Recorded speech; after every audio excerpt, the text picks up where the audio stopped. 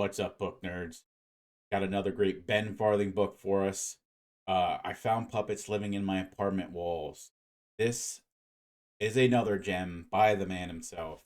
I guess this is like a series he has of I found, like three or four books that start with I found. This being, I think, this first I found. Either way, it doesn't. Um, there's like I found Christmas lights slithering down the street. I found a circus tent in the forest behind my house. Excuse me, sorry again. But this this book is um he starts right off the rip. Like there's no like leading up to like the first time the main character runs into a puppet. It's literally him thinking he's having a night terror or and experiencing sleep paralysis, and the puppet's like right in his face, sleeping, pokes him, and he's so scared. Not paralysis. He's paralysis because of fear, but it's not like a regular like you know uh when you wake up and you can't move and then your brain like does a weird shit like this shit's for and like the puppet pokes him. It's like fucking dead on one side because it like I guess it takes two people to puppet it and his grandfather was one of the people. By the way, this is his grandfather's apartment who's been missing for a year and they presume he's dead. He's dead. Puppet goes to puts his finger on the glass and like cracks it by pushing. Uh, so it starts off right off the bat like super duper creepy.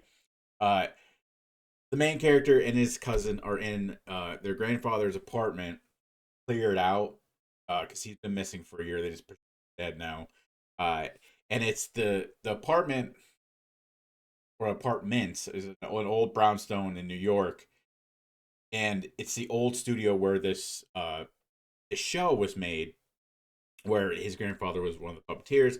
The other tenants are people that were in the show, either puppeteers or they were in the show for some whatever reason. Well, those people are there to keep the puppets escaping. You end up finding out down the road, but what happens is so we'll get back. Like the kid wakes up in the morning, he tells his cousin because he wonders how he got out of the room. He said he heard like Velcro ripping the wall.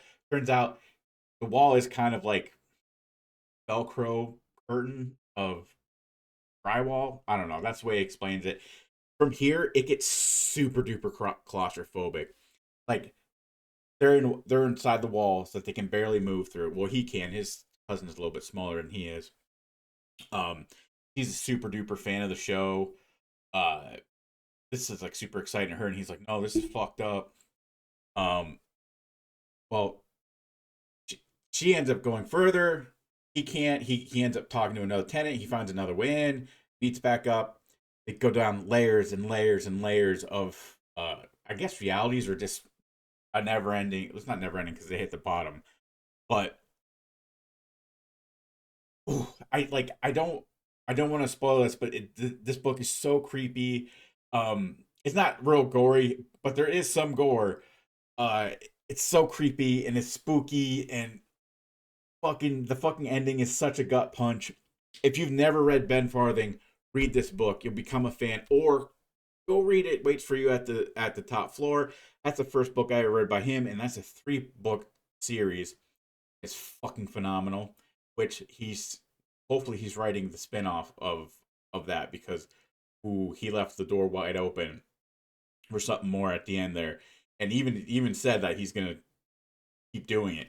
But ooh, Ben Farthing, I think he's our new Stephen King, hands down.